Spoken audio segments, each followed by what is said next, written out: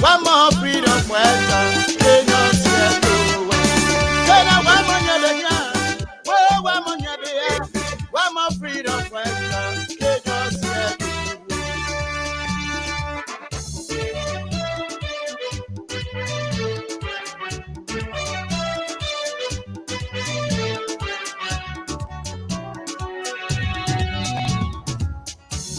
When they welcome me, they say they were freedom fighters. When they welcome me, they say they were liberators. But when they kill their crown, they change their mind. When they kill their crown, they change their mind.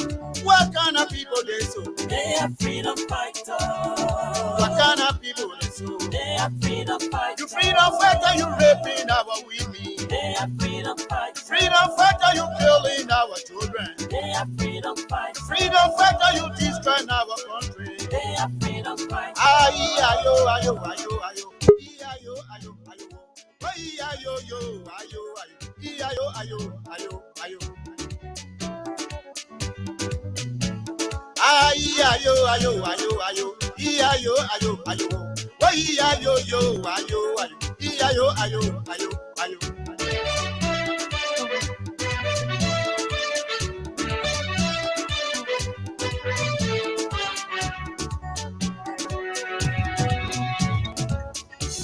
When they were coming, they were liberators. When they were coming, they said they were liberators. But when they kill their ground, they change their mind. When they kill their ground, they change their mind. What kind of people they so? They are freedom fighters. What kind of people they so? They are freedom fighters. You freedom fighter, you raping our women. They are freedom fighters. You freedom fighter, you killing our children. They are freedom fighters. Freedom fighter, you destroying our country. They are freedom fighters. Ayo, ayo, ayo, ayo. Ayo, ayo, ayo. Ayo, yo, ayo, ayo. Ayo, ayo, ayo, ayo. Ayo, ayo, ayo, ayo. Ayo, ayo, ayo. Ayo, yo, ayo, ayo. Ayo, ayo, ayo, ayo. Music. Aha.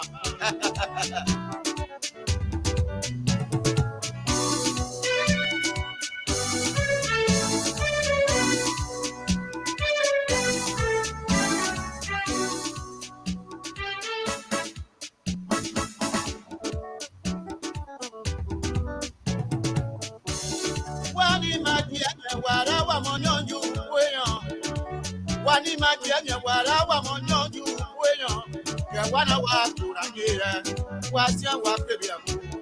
Wana wa kurangoma. Welcome to you, our listeners in Radio Land, TV Land, wherever you are under the sound of our voice. We love to welcome you. This is Talk TV Media Network. As you can see, some of us are on the road, but regardless of us being on the road, it is our job to make sure that we bring you the happenings around the globe. This is Talk TV Media Network Politics. Today, we will be starting on politics. My colleagues back there from the other end, Big Apple, Mr. Fasa.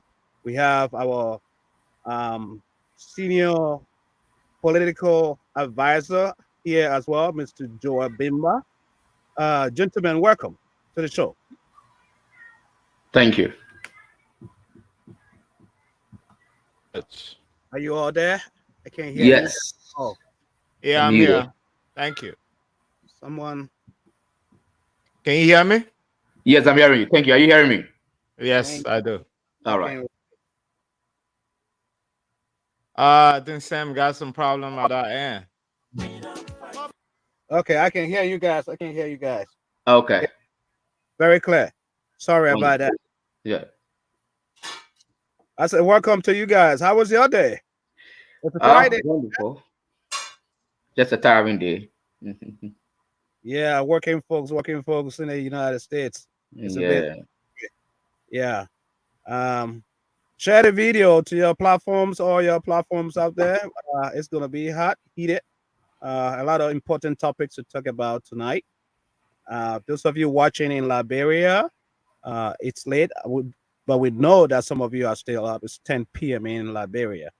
And those of you here in um, Oklahoma and Missouri, as you can see, I'm on the road. It's just about 5:05 p.m. Those of you on the East Coast, it's about 6, some minutes after 6. But nonetheless, we'll get right into the show. 3 things to talk about tonight: the Liberian government. We will be talking about the killings, secret killings that's been taking place into the country. Um, what's been going on? What has been the role of the Liberian government with all these killings that has been taking place? 2, we will also be talking about the current visit of the former vice president of Liberia, Honorable Joseph Mbwakai. He's currently visiting into the U.S. Why is he here at this time? We will love to let you guys know why he's here based on the information we have got. We want to find out, is it political? All of those reasons. Also, we want to talk about the fate of the CPP, the fate of the CPP. And we will open the lines as we delve into the issues. We'll open the lines to our listeners out there so they can call in, and we will be having all the information as well on the screen right there. You can call into that. Once we open the lines, you can call into that number and give us your input. You know, we love to hear from you because without you, there's no way we will be here. It is for your love that we do this. Um, Again, Talk TV Media is the voice for the voiceless because we go places where others do not go. We'll bring you information that is balanced, free, and fair. So, gentlemen, with no further ado, Mr. Faza, you want to take care? Or you want me to keep on from my end? Yeah, we could start the ball rolling. I think just start the conversation and see how it goes tonight. We got Brother Joey here who is very cognizant of some of these issues and he do a lot of writing on his page. And I think as you rightly said, let's start this ball rolling tonight. Okay, what? So I would love to start with this. Joseph Mbwakai, the former vice president, his honor is here in the U.S. visiting. Why? Why is he here? So, 2023 is not far away, and I think things are getting heated up. And as we all know, the former vice president, he's a member of the collaborative political parties, and he is one of the major contenders to become the head of the CPP. His rival is Mr. Cummings. Mr. Cummings have been back and forth. He's making a lot of moves. And like I always told people, I say Cummings cannot be underestimated. He's been working very hard. In fact, if as I can remember, no other presidential candidate, and I stand to be corrected, who ran and lost election and continue to engage the population like Cummings is doing. That's the unique thing about Cummings. So I think Omen Boakai is not taking chances. He's trying to also consolidate because you know why? The Liberian diaspora has a bigger influence on the local politics. I always tell people that Liberia has a silent electoral college, and the Liberian diaspora plays a major role when it comes to the trends, what happened with elections in Liberia, especially Monserrato politics. So I think Omen Boakai is in the US trying to rally around support for his base, trying to get his base to know that, hey, I'm in this thing here and I'm reliable. Because what is happening now is Cummings is trying to pull support from all over. He's trying to pull support from Unity Party. He's pulling support from the Liberty Party. He's pulling support from all. So he's not taking chances. So I want to believe the Omen Boakai is here to consolidate, shake up the Liberian diaspora, his supporters, expand his base, get some financial support because he needs financial support for the elections coming 2023. So I want to believe those are some of the things that he's here to be able to address. Yeah, Joel, go ahead. Yeah, Joel. Barker is not a rich guy. We know Commies work with Coca-Cola. He one of those millionaires, so a couple of shares here. And I know politics is money. Where will Barker get money? Who is willing to invest into Honorable Ambassador Barker for presidency? I think that is an important question, and you know, as I continue to look at Walker's candidacy, one of the things that is to his credit is that he's been one of those politicians with a personal integrity, and I think that's where, you know, although you know people been attacking him here and there, some people concerned about his age, but I say, hey guys, one of the things I see a lot of librarians are looking at, they are looking at personal integrity, and the reason why I think that's the case. If you saw how DeLong won the election, one of the reasons why DeLong won the Senate election was the issue of integrity. His real message. And I think Omen Boakai is one of those individuals with very strong personal integrity when it comes to his family life. I've been trying to see, but I don't hear anything nonsense about his family life. And then when it comes to his public life, to be a politician in Liberia, you live in your house for a long time. We don't see you building houses all around the place. We don't see you living some flamboyant life. We see all your children went to school in Liberia and they graduated from the universities in Liberia. And then we also see that your children never took any political job while you were vice president of the Republic of Liberia. That is a rare something that Omen Boakai has. So with that character, I think there are some people who are going to be able to support his candidacy. I think he has built a relationship over 12 years. And I have some conviction that he will get people who are going to support him, you know, looking at his credibility. Sam, let me take my second question. I know the gone U.S. election character was on the ballot between Joe Biden and then Donald Trump. It was all about character and representation. 2023 Liberia. What is on the ballot? What are the electorate looking at? Now, 2023, I think the issue of integrity would be a major issue in 2023 as a look at the ballot. Integrity will play a major role in 2023. So that because like I see some people talking about the age factor. I don't think the age factor is going to be relevant in 2023. The same way like the US. It was very shocking to see the US moving to older candidates, you know, people who are in their 70s and 80s. But then when people put integrity on the line, a lot of people gravitated towards integrity. And this is the challenge I see Omen Boakai having, is that Cummings, who is his major contender, has a personal integrity as well. Although he comes from the corporate world, but Cummings, there's no question about his integrity in terms of having personal integrity as well. And Omen Boakai has personal integrity. I think the only difference between Cummings and Boakai is the fact that Cummings has a very long Boakai has a very long practical understanding of the Liberian political terrain, and have a very strong public service record that make him to be an outstanding candidate over Cummings. So integrity will be a major issue come 2023. But then I will have to say this: CPP will have to be able to make that issue a strong issue by resolving their crisis.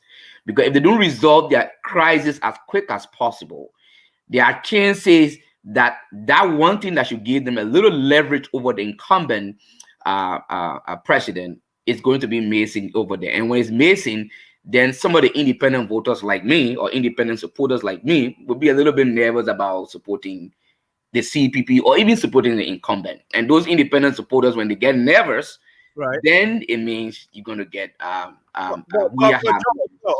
Joel, let me hold you right there. Mhm. Some might say the old man's been there for a long time, right? Yes. He's been there for a long time. Plus, look at his age. Some are questioning his age. Won't you think that this would be the best time? Okay, here is a young man who is vibrant, who has international contacts as well, and has the moral support. And just throw his weight behind him. Say, take it. I will support you.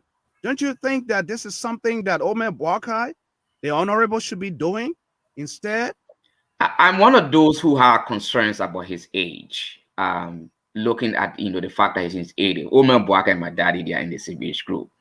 And I've been wondering about his age. But then I've been looking at the reason why people want him as opposed to looking at his age.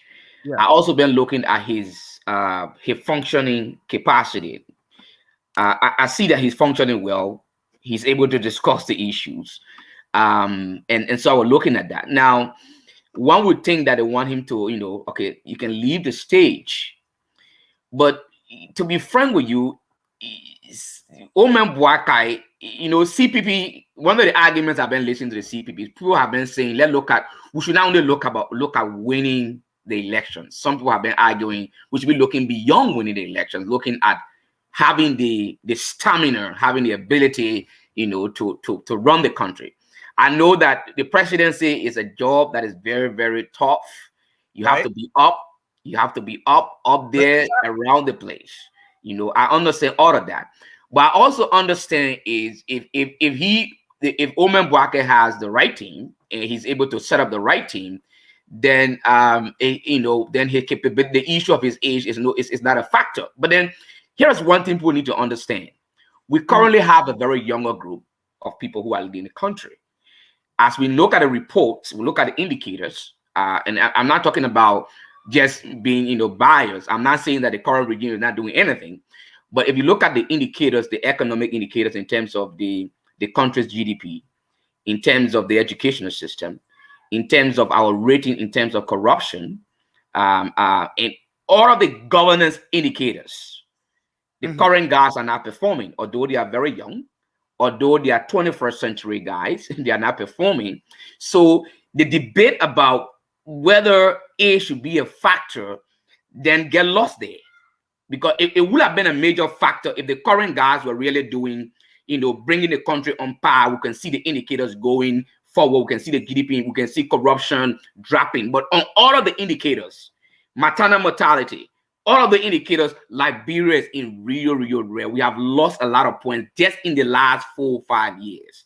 All right. So these are the younger guys, well educated. You have our finance minister, he's well educated. You get the guys at central bank, you have all of these younger guys. But then the economy, they are now working to show that, yes, indeed, that youthfulness means that you have the ability to perform. So it makes it easier for the age factor. It makes it more difficult for people to say, okay, let's retire the old man. It's difficult to retire him because the old man is still showing that he has the juice. He's still showing that I have the ability and competence to move forward, And at the same time, Cummins also, he's a little younger than Boakai. Now, the challenge that Cummins also faces is the fact that he is not yet a household name in Liberia, when it comes to politics as compared to Boakai. Boakai had been there for 12 years as vice president. He's been around for a long time, Although people attack him and say, okay, he's been there for a long time and there have been no changes. But the reality here, let's be very real here in Liberia. In Liberia, one person can change the country. It takes a team to do that. Right. That being said, he is currently visiting the U.S. as we speak, right? And many have said that his visit is very, very political because from what we are hearing from his own mouth, a couple of his friends, his contacts, has called him up to come and load up about 4 40-foot containers to be shipped to Liberia. I mean, I've been in the shipping industry before. Four containers. That's a lot of supplies and equipment. And you see, I'm saying that this is highly political. And now that the political season in Liberia is coming close, 2023 is not far. So what do you have to say with regards to that? Both of you and Mr. Fassad from the other end, your input is required as well. What do you think? Is because where I'm driving is it almost looks like the same type of politics. Whenever elections are coming into the country, people are bringing in rice and food and stuff to give to our people. And the Liberian people need to transcend we are better than that, beyond just man handouts. You know, give them food and they will vote for you. Give them this and they will vote for you. So I'm looking at that issue. What's your take? Um, one of the things we have to really understand is that I don't know whether humanitarian gesture is going to go outside of Liberian politics. I don't foresee it happening in the near future, whether politicians humanitarian gesture as a star of the local Liberian politics, or I would call it, basically it's common in developing country politics. I will have to be very clear. I don't think the issue of humanitarian gesture in politics is limited to Liberia. As if you look at across the country. Now, and the reason, one of the things I've always been saying, Liberia is not a knowledge-based economy. All right, our country is not a knowledge-based country where people are sophisticated to know, okay, when I'm voting for somebody, I should be voting for them on ideas. But I believe the major factor here is that people are hungry. Where you have massive poverty, people have extreme needs, to the extent that if you want them to have attention to, in psychology, I used to teach a course in developmental psychology back at UMU. They have what they call the hierarchy of needs, Abraham Maslow hierarchy of needs. And when you look at that hierarchy of needs, they have they have the foundational needs going on top, the bodily needs. And when you meet one need, then the other need comes into play. When you meet the other need comes into play. Now, one of the things you see in developing country politics is that because of massive poverty, people tend not to pay much attention to you when you have not tried to interwoven it. You're not trying to include some humanitarian gesture or whatever. I've not really seen very successful Liberian politicians in the absence of doing that a little bit. It depends on the extent you want to do it, but it's very hard to get there. So Joe Walker humanitarian gesture, I don't think will be all about, okay, I want to win votes, but I believe that as part of their political strategy, looking at the Liberian political context, they are trying to have this humanitarian gesture as an opportunity to be able to get connected with the people. That's what I really think. So it's purely humanitarian, but you realize he's a politician Yes. who is being a humanitarian. As the same, I mean, the saying goes, it's hard for some people to believe that, even though some won't. Some will believe what you just said or what he's trying to do, but in the end, the Liberian people benefit.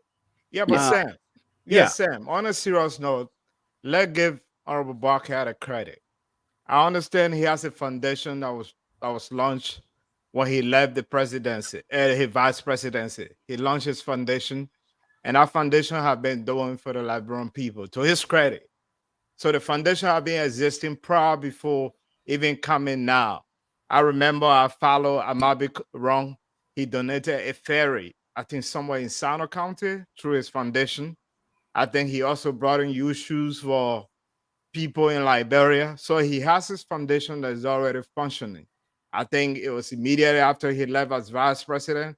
He had a formal program, I think at the City Hall.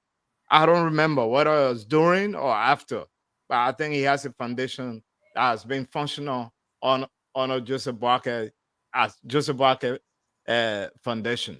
So let's give it to him. So it's just like, as Joel rightly said, election is coming. It's just like adding up to whatever he's been doing, at least to boost up his integrity and to give back to the people, giving a fight that our people need it. Just what I see. And which brings me to this next point, Joel. Why politicians, all Liberian politicians, wanting to be president, whatever position, were aligned with the United States of America? Is there any historicity? Is there any background that why can't you align with other countries? Sometimes you come here and you and I live in the West. If why somebody here cannot give you anything, he has to have interest. If there's no interest, you're not going to get anything. Why do they align with America? I think Washington, D.C. plays a major role with most of the countries around the world. I don't just think it's Liberia, all right? Washington, D.C. plays a major role in all of the world politics, including China politics, including India politics, including France. When I was back in Liberia, I just felt that it was just only Liberian politics that America has influence of. No, but America has a political influence on all of the countries. So almost all politicians around the world are always interested in gaining favor in Washington. If you look at the research on the on lobbying in Washington D.C., you will see people lobbying for different countries, Libya, this other country. So Liberia will be of no exception, especially with the history of Liberia being one of those countries where free slaves settled and then he gained her independence. Okay, now another thing important point, besides the issue of Washington having influence, another important point I think people need to always take into consideration is the percentage of Liberia GDP that depends on Liberia in the diaspora. I stand to be corrected, but I believe the U.S. have one of the highest number of Liberians living in the diaspora than any other country. I stand to be corrected. And because of that relationship, it becomes very important for any candidate as part of your political strategy, to make sure you keep closer to America, because you influence the Liberian diaspora. The Liberian diaspora influence their relatives, and it trickled down. So those are the effects. So take for example, I think some of you have read that World Bank report on remittances that are sent back to Liberia. Right. Look at that statistics. It says about 20% of our GDP depends on that.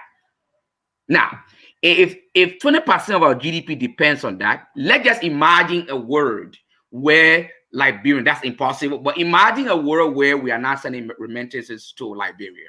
It tells you that Liberia will collapse totally. It will be chaotic. So let me hold you right there, Joel. Let me hold you right there. You just struck a very, very important question. If we are sending money, Liberians in the diaspora are sending money to Liberians back home, and that is 20% of the country's GDP. Why has it been, I know this question is out of context, but why has it been so difficult over the years for these Liberians to even have a dual citizenship?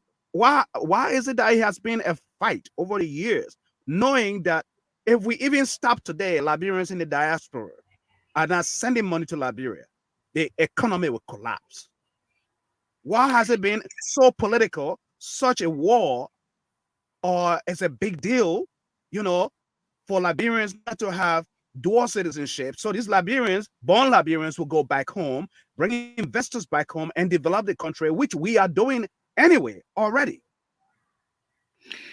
I think the whole argument on this, people in Liberia having a little problem with those in the diaspora on the citizenship issue, goes way back to the founding of the country. And here is why. If you look at the settlers, when the settlers landed back in Liberia, there were tribes that opposed the settlers. There were battle, indigenous tribes that opposed those who were American Liberians, and those who left from here and went to Liberia as American Liberians or repatriated citizens. And although people try to look at it in recent time, but I believe that the bottom root of that challenge is that those who went at the time were a little bit segregated from those who were there, who were original or indigenous people in Liberia. Now, you look at Liberian politics, look at the First Republic, you see the tensions in the First Republic. Indigenous people were not given the rights to vote. They never had a lot of things. There were clashes between the indigenous, and we saw that climax in 1980 when Toba was killed. You saw that climax and that tension. And so there is this narrative, and I think it's something that people need to look at. Local Liberians in Liberia feel that Liberians abroad going to take hold of the opportunities. That's how I think the perception is. And then also Liberians abroad, some of them believe that they know better. They understand what the issues are, how the people's lives should be run. And so that debate is always there. That is why when you leave from here and go back to Liberia to get a job in an agency, you're going to get into trouble. Fresh people start looking at you odd. They now want to welcome you, and you have that challenge there. And so there's part of it also is economics. It's economics. People believe that, Liberians abroad, when they come, they will take opportunity. But those perceptions, to be frank to you, have not really been true. In fact, Liberians abroad, we support Liberian back home to a greater extent. Right. So the root problem there lies in the social foundations of Liberia, and it came all the way to the 1980s, and even in the 21st century, it's a problem. But let's be realistic. A lot of the people in Liberia have dual citizenship. We know this for a fact. It's more like a political talk than real implementation. It's more than a political talk. Yeah, Thank political you. talk that Ladies practice. and gentlemen, those of you in a listening audience watching us via YouTube, Facebook, Instagram, we love to welcome you to this political talk show, Talk TV Media Network. We have our panelists here discussing the issues without fear or favor. We just delving into the issues that concerns the country. So you can share this video, share the link as much as you can. Follow us. We'd love to thank you. And so that gentlemen bring us to the next topic for tonight. What is happening in the country with what's been going on? The news we have been hearing over the months, the killing that has been taking place into the country. Two former president sons have been killed.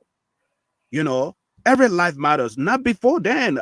Three boys missing at the St. Moses funeral home, at the funeral home in Liberia, and the immigration lady was murdered, put her blood. And if you look at the graphic pictures of even these sons and daughters of former presidents that were murdered, it's heinous. It's beyond words to see what the country is going through. And this in itself is no good image on the country. What is the Liberian government doing with regards to this? What's your take? Both of you. I think if you look at the country, so Omio did a lot of restructuring of the security sector. Okay. Omio left. The security sector in Liberia has a huge problem, including the justice system. So first, recruitment. I like to go to recruitment and training of the police officers. Now, Omio, when they came, they did a great job at the time. They were trying to streamline who gets in the police, how they are hired, and the different things. They're trying to maintain those standards. I believe that is not being done currently. There's really not much more integrity in terms of who gets in the police. The police themselves don't have integrity. There are so many reports, police raping young girls in the cell. For example, I remember a case where a young girl went to the police station. She was a victim of rape, and the police officer who were involved in the case raped her. I don't know how far they went with that case. So the police has huge systemic integrity problem. That's one of the first things there I want to talk about there. The second thing here is that not only that they have those systemic problems with lack of training, the investigative infrastructure is really not there, non-existent whatsoever. For example, you don't really have many trained investigators in Liberia, criminal investigators, crime scene people who should be able to do those kind of investigation. Even pathologists having pathologists. They have one or two pathologists in Liberia. I don't know how credible they are, but I learned they have them there. So you have those kind of things. So you made the entire country only two pathologists. Yeah, recently that's why I learned they have one or two pathologists. I don't know how trained they are. I don't know what their specializations are, but there's a real huge challenge with even investigating these deaths that can happen in Liberia. So that when these things happen, there's really you don't have the guys that are trained to carry on the investigation. And I will give you one scenario. It didn't just happen during the during the weird time, even during early time. There's one classic example I remember when I was back in law school, and I think all of you heard that story, and that was the story of Angel Topa. Angel Topa was a little girl who was allegedly raped by her guardian. All right, Hans Williams. Okay. That case was one of the shocking cases in our criminal justice system that shocked the whole country because she was a 12-year-old girl and they said she committed suicide. So for many of us, it was shocking because it's very, very, very unusual to hear that a 12-year-old in Liberian culture commits suicide. Very unheard of. That was shocking to everybody. So if you look at that opinion, you could get a copy of that opinion. That opinion, I'm sorry that nobody is trying to look at it. But what the Supreme Court justices at the time did, that opinion tells you the gaps in the justice system in terms of investigation. The way the guys handled that gay investigation, the way they did everything, the whole case, they mess it up. I believe if we were in a very advanced country, probably there'll be a lawsuit on the Liberian National Police or even the justice system at the time if they were an advanced country. So we really don't have the investigative infrastructure. Nobody should lie to you. We don't really have it. The resources are not there. And I believe that the government has not been able to prioritize things that they need to look at in terms of, okay, we need rule of law, we need security. So because of that, it makes it so easy for people to commit crime in Liberia and go free. Very easy, man. Very easy. Very easy. Look at the number of cases we have had, and there is no logical conclusion we've had with any of them. And I doubt whether we're going to have any logical conclusion because you don't really have the resources for that. But Joel, just to piggyback from that, normally when we see here in the U.S., when a crime of such magnitude is committed, we see the security apparatus of that state. If it is in any state, whichever state it is, the police director and his colleagues will come on TV just for the optics of it, to restore confidence in the people. They will come up and at least inform the public, this is what we are doing, and we will make sure that no stone remain unturned. Not just even going to the presidency, because we have seen in cases where presidents have gone to issues, mass shootings and stuff like that, killings, where the president have to step up, because if it is a good image, it's on the president, the ruling party. If it is a bad image, it's on. But this is something we haven't seen with, can you imagine 2 former presidents' sons murdered in cold blood? And we cannot hear the police director and all the security agencies address the issue, not even the president of the republic. I think, Sam, before Joel comment, I just want to buttress what you're saying. There's no leadership in Liberia right now on these issues. As you rightly said, issues like this need leadership, where the leaders will speak to build confidence for the citizen. That is lacking. Where's the director of police? Where's the deputy director of police? They are not speaking out. These are people who control security apparatus. Where is the minister of justice? My brother Joel, you are a legal person. Mm-hmm. Minister of Justice is the chairman of the Joint Chief of Staff for Joint Security. Why is he not speaking? As Sam rightly said, in his country, we see sometimes the president even visit the site, the scene, to know exactly to comfort the people. Yeah. Our president, over 3 going to 4 years, have never had a press conference. Where is leadership in these issues? People need confidence. Nowadays, we listen that our people leave the streets at 5 p.m. to get home. They are afraid. So where are we going? And the next point I want to raise is now they are calling for, I think, some centennial, Liberia, 200 years. They're calling people all over the U.S. to come to Liberia, which is a good thing. But if you're hearing news of this nature, Sam, you and I had a conversation yesterday. There are people planning going to Liberia. I am afraid right now. There's some fear.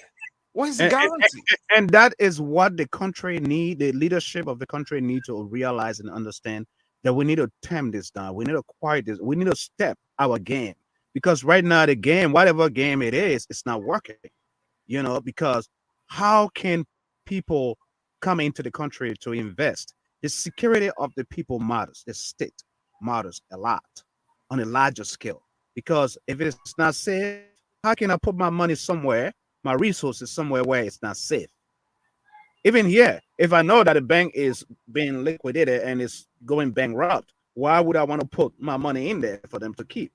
So the common idea is the same thing, you know, and we're not trying to use our platform to scare the people, but these are the realities that are happening on the ground, that our government need to curtail, to handle, you know. Look, Sam, don't make it look fight. They need to step up to the game. It's a government. They have been paid. They get the taxes. Liberian people pay them. They need to step up to their play and do what they have been paid to do. Just plain bland. Let's be real. The justice minister need to speak. That's all we have to say. Let's be to the point. Even here, you and your supervisor, you tell your supervisor, look, this is why I'm not doing this because of XYZ. I don't have to do it. So the Liberian government need to know there are people responsible who have been paid with taxpayer money, and they have been paid with this money because of certain responsibility. They need to step up to the game and do what they're supposed to do. What do you think, Joe? Yes, I think leadership is needed. The justice minister, the police director, especially the police director, he has a major role with that also. And the president has a major role. That's why in constitutional law, when they say commander in chief, there's a reason why they say commander in chief. It's not just a title. It's okay. No, that's why they can say the commander in chief. There's a reason. So in cases like this where the situation is threatening the national security, then commander in chief, you have to play that role. I think President Weah is a little probably that's part of his strategy. Maybe his political advisors give him that, don't get involved with press conferences. Maybe it's a political strategy. I don't know, but I believe that it's not an effective strategy if you don't talk as a president. Because your voice is the biggest voice in the country. That's one of the first things we can say. The president's voice is the biggest voice in the country, especially in Liberia. It's the biggest voice in Liberia. So that even when other people are talking, people will listen to them a little bit. But the president, if you use your voice in a very strategic way, in a very good way, you're going to go, you're going to have a very big impact. In other countries, I don't like to make comparison with the US too much, but it's not any bad comparison. But even people like Joe Biden, there are people try to make sure that when they are talking, they are on top of the way they talk. He's not just talking for talking sake. He's strategic in how he talks because he knows these different issues, how it hurt people. He try to make sure he console them. He get there. He try to get there. But I think our leaders back home will need to work on that, to build the confidence. Because, like you rightly said, people who want to go for the conference will be listening, monitoring the security situation of the country. I'm a Liberian. I don't really care. I will go Liberia anytime. I don't bother about whether nobody can scare me. I'm Liberia. I can go there anytime. We live in Liberia. We slept on the floor. We went to the butchers. But another person, foreign investors and other people, they are not going to take that kingdom because they are never grow up in that kind of terrain, and we can't even, yeah. Oh, Joe, this is why we are doing what we are doing best, because at the end of the day, we see that Liberia is for every one of us. That Liberia become that beacon of hope in a community of nations that it was once. That is what we want, all of us, the best for Mama Liberia to become, to rise up. Because the country has struggled and suffered for so many years, 14 years of war, But if you look at what's happening, and another incident that just quickly came to mind was during the regime of Ellen Sirleaf, former President Ellen Sirleaf. There was an incident that took place on one of the CDC headquarters where someone was killed. And because of that, the police director was fired. Mhm. If I stand to be corrected, but that Mhm. was one of the action was taken, and people saw that, if you do this, this is what we're gonna do. The law is gonna deal with you. I mean, these things will happen, but let's try to minimize, especially with what's happening. Someone might say, first president, William V. Tubman's son, was murdered. William R. Talbot's son just got murdered. Who next? Well, is it going to be Samuel Doe's son or relative or some? And this is where the current president needs to realize that this is his area because he is president, and these people that were murdered are former president's sons. So nobody else will be that bigger voice in the room, like you mentioned, to console those people, to get there and talk to them and console and get to the bottom of the issues and make sure that the perpetrators are brought to justice. You know, Mr. Fuss. Yeah, they have to. Yeah, they have to really overhaul the whole criminal justice system. And like I said, the integrity of the system is accurately dysfunctional. There's nothing really, it's problematic, the justice system. And so if they're not focusing on it, like one of the things I've been looking at, people think poverty reduction strategy is all about maybe, okay, building some infrastructure or building roads and other things. But the justice system has much to do with reducing poverty. That's what people don't get to understand. A lot of the poverty situation, if you don't work on the justice system, it's impossible to also reduce poverty. And the WIA regime, one of the things I think they need to look at, I don't think you can do all the things. There are competing priorities. I agree, but you cannot prioritize all things at the same time. So one of the things I'm observing about them is that they want to be all over the place. Now, when you are all over the place, you spread yourself thin, you really cannot achieve much. So one of the things I was looking at is what in their first few times, and I say this again, I will say for the next regime, the first 3 years, they needed to have asked themselves what should be our key priorities that will advance things for the next few years to come. And I think, in my own mind, the security and rule of law should have been at the top of the list, at the top of the list, followed by, for example, education, healthcare, and then anti-corruption. Focus on those ones and get it going. So by this time now, if they have really punched those areas, really put a lot of efforts in the areas, then they could be doing some other things by this time. Mhm. But because they spread themselves thing all over the place, it's difficult thing to manage because the security sector need money. Now, Right. one of the suggestions I made is, I think NSA still receive money. All right, NSA is one of those areas that there's always off budget spending, according to what I learned. I stand to be corrected. I don't know how much money is going to NSA, but according to what I learned, NSA is one of those areas where a lot of corruption goes on because they always use the word classify to prevent people from checking what money is being spent in the area of NSA. And I'm really interested to know how much money is going to NSA. Because that money that's going to NSA, the legislator could try their best to redirect it to the police.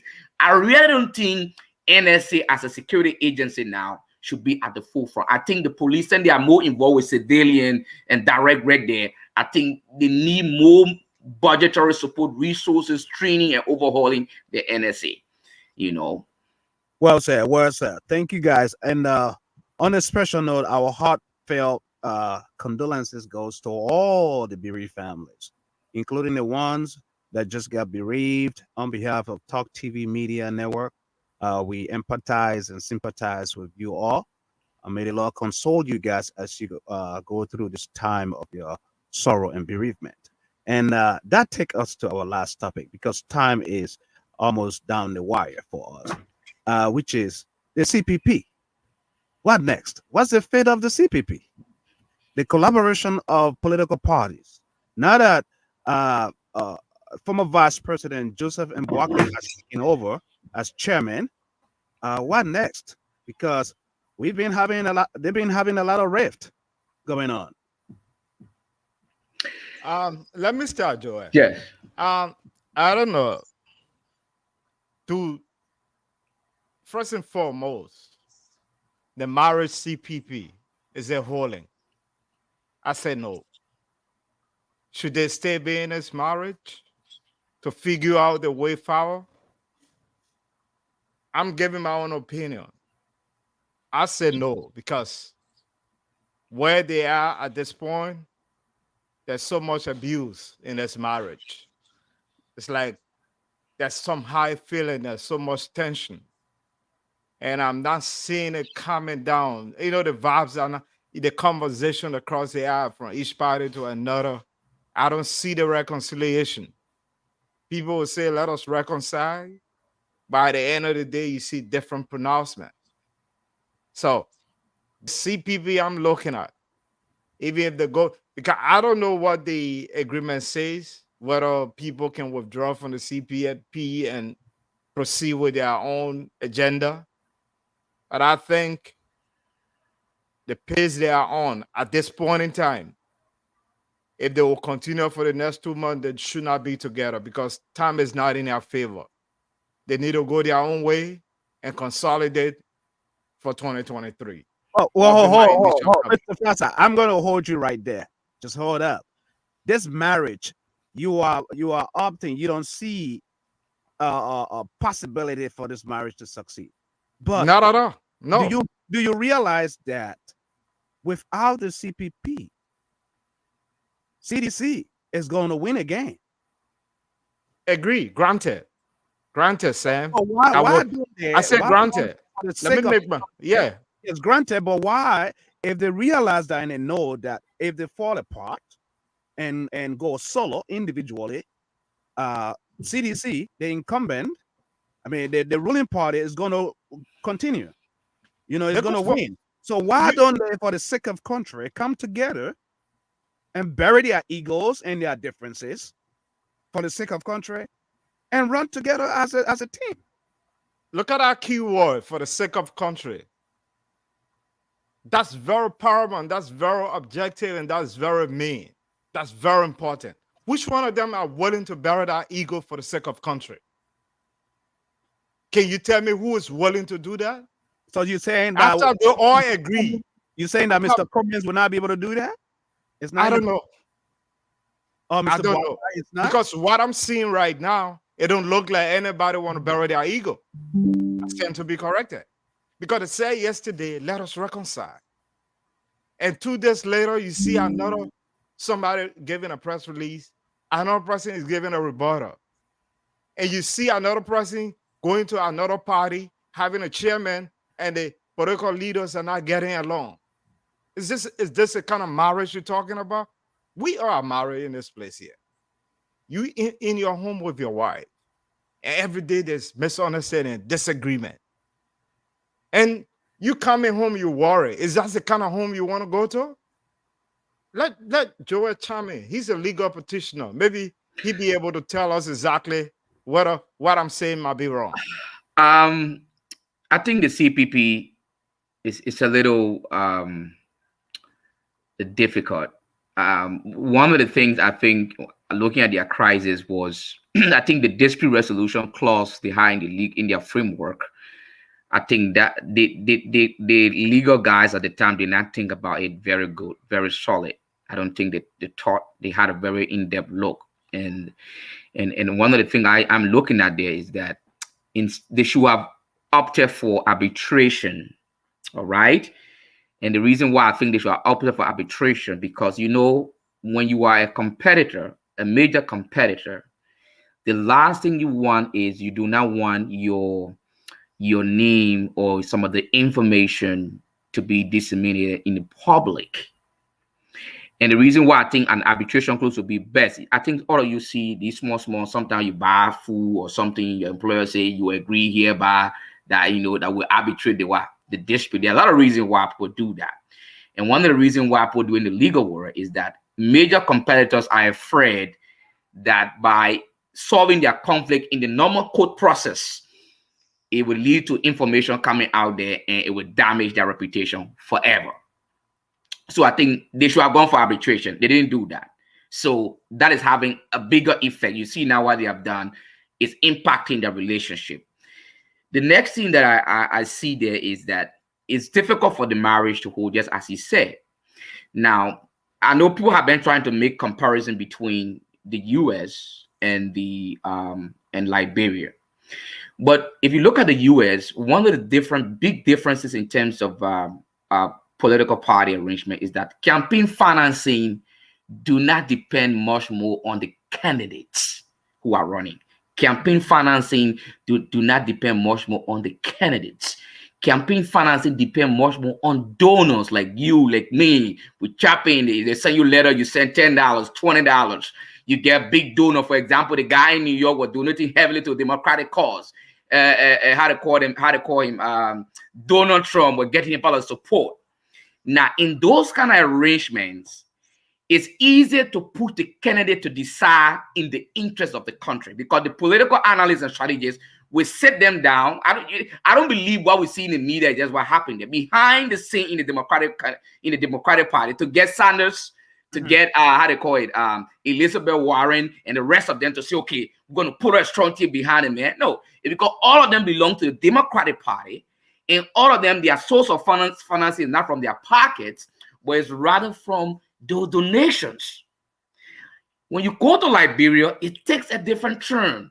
Individual candidates are the ones struggling to be able to finance their way through these political arrangements. So to the extent that they are not only investing their own ideas and deciding to run for office, but at the same time, they're investing resources. So it reached to a point where they hardly will want to give up their run because they see it as a personal thing, although in the public they are saying, I'm running for Liberia. And in many instances, they are looking at the financial resources that they have. So Cummings and Boakai, if they really want Liberia, they have to come to terms and say, hey, this is about Liberia. Somebody have to give in to somebody. All right. Somebody will have to give it to somebody. You know, I spoke to one of my friends and he said, oh, they're going to do primaries and decide. The truth is, in Liberia, primaries do not really help us to predict who will really be the best candidate for a party.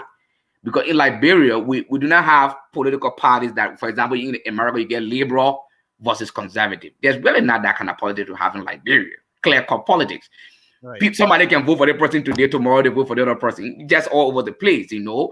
How political parties are arranged. So the Cummings will have to either agree, or Boakai will have to agree and say, hey, I support Cummings, or Cummings decide to say, I support Boakai.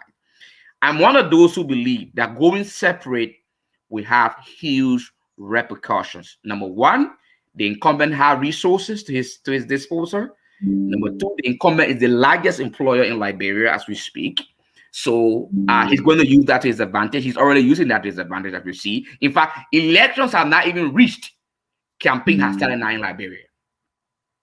The incumbent now, I can see the Minister of State for Presidential Affairs, he's in Bond County every now and then. So the CPP will have to decide and say, hey, either they decide to hold, or if they go their separate ways, I don't see the chances of either candidate really coming very strong. Thank you so much, Joel. I think, Sam, we got a lot of comment that we cannot take tonight. We just want to tell our many followers that this is our maiden edition. We'll be here every Friday at this time, 5 p.m. Central Time, which will be 6 p.m. Eastern Time. We'll be a panelist talking about strictly politics. At which time Sam is on the road, we will not be able to take your calls tonight. We'll have a number that will be able to take calls. Hopefully this coming Friday, we'll be able to take your calls. Sam will be on base. So, all right, sir. Yeah, if I know time is fast spent, but just for the sake of our listening audience in Liberia, we can give them 5 minutes, if you guys okay, to call in, just to hear from them. 5 minutes, and then we can shut the show down. Yeah, I think it's a good idea. It's good to hear from the callers. It's important because so you get the conversation and get it, going. So we have the number on the screen. Those of you that are watching, you can call that. That's a WhatsApp USA number as well. It's 535-525-1552. You can call in and then you'll be live. Again, 535-539-525-1552. The number is right there on the screen. So we have the next 5 minutes, and before we wrap up things around here with what's going on. What anything else? What with regards to this whole CPP thing? I was listening to Honorable Wakai the other day that he said that he and Cummings are good friends from a long way. You know, they've come a long way. They know each other, and he now taking over as chairman of CPP. Believe that CPP will stand, will work, even though the surrogates of all these political parties are abusing and cursing each other every day. You know, online as we see, making it very difficult for their leaders. Don't you think? How do you tie in with their supporters? Do you think I, the bad blood among the supporters is bringing so much issue or making it difficult for these leaders to come together? I think, Sam, let's be frank. I like to speak my mind. Those leaders, the blockhead, the commies, have not been fair to the Liberian people. If they are really friends, the way you and I pick up a phone and call you, hey, Sam, this is what's happening. How can we work around this? If these people are real friends and true friends, why can't they do the right thing for Liberia? That's number one. Number two, why can't they call on their supporters to cease fire? To tell their supporters, hey, this is about Liberia. Why can't and I will work it out? We just had a meeting. Why can't they go in a room, both of them, and decide? Somebody bury their ego. Hey, because of Liberia, I'll bury my ego. I give you my support. How can we work this thing out? But they themselves, they claim that they are friends, but they cannot talk to each other, get into a room to agree on something. Case in point, Chairman Barker have just taken over. The first meeting he called, comments did not attend. He Let, came let, out with a press oh, release. Solo, hold on, because we have the lines open to our callers. I got a call coming in from one of our callers. Callers, we need you to tell us your name and where you're calling from. My name is Ernest Gray Davis. I'm a Liberian residing in New Jersey, USA. Ernest Davis, Davis, yes. you have 1 minute. Go ahead. Your input. Thank you very much for the show. And I think it is a good step because moving towards election, we need to widen the space so that we'll have a free and fair exchange of ideas as it relates to disseminating information to the Liberian public. So that they will be fully informed to participate in these measures. Very important elections 2023.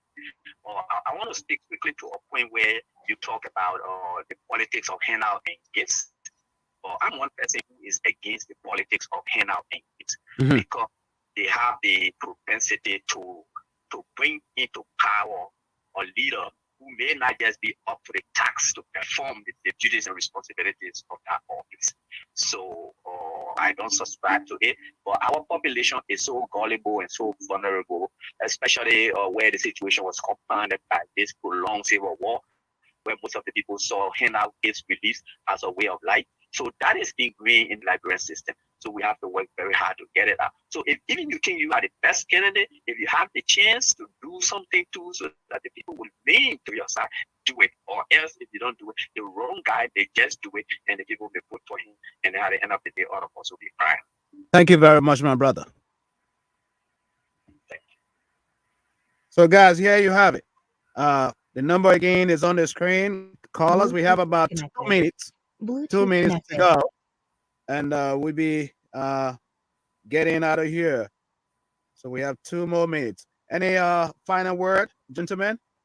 Sam, just to conclude my statement, I think Barker and Cummings need to get into a room and save us the headache and save the supporters the fighting on social media, on radio, and what have you, and decide these things for us. Right. I think let them do it as soon as possible to save Liberia. That's all I have to say on this whole issue of Cummings and Joe Barker stuff. They should not keep telling us he's my friend, we friends, and you cannot go in a room and be man enough and come up with some decision. People have to look each other in the face, disagree to agree, at least come up with something for the sake of Liberia. That will help us, which will lead the CPP through. What do you think about that, Joel. Yeah, I think Boakai. I told somebody, I say if Boakai, let's assume tomorrow Boakai just say, hey, for the sake of Liberia, I support Cummins to be president. It will shake the whole country. Just imagine maybe Cummins waking up tomorrow and say, hey guys, we've come with all this battle, but for the sake of our country, I'm supporting Woman Boakai. The country will shake, and I think their base will. There'll be people that will be hurt, but I think it's going to re-energize their whole direction. But any other thing other than that, they're going to give themselves a hard time. And like I always, like I said, the way they handle this election, it will affect their future political ambition if they decide, if they have any. Absolutely. Yeah. I remember the DNC, the Democratic National Convention, when Bernie Sanders stood up to do the final nomination for Joe Biden. Who could have believed that Bernie would have done that? You saw how the primary went in the U.S. Yeah. It was chaotic, and the supporters were there. Even the first one between he and Hillary Clinton, and he the one nominated Hillary.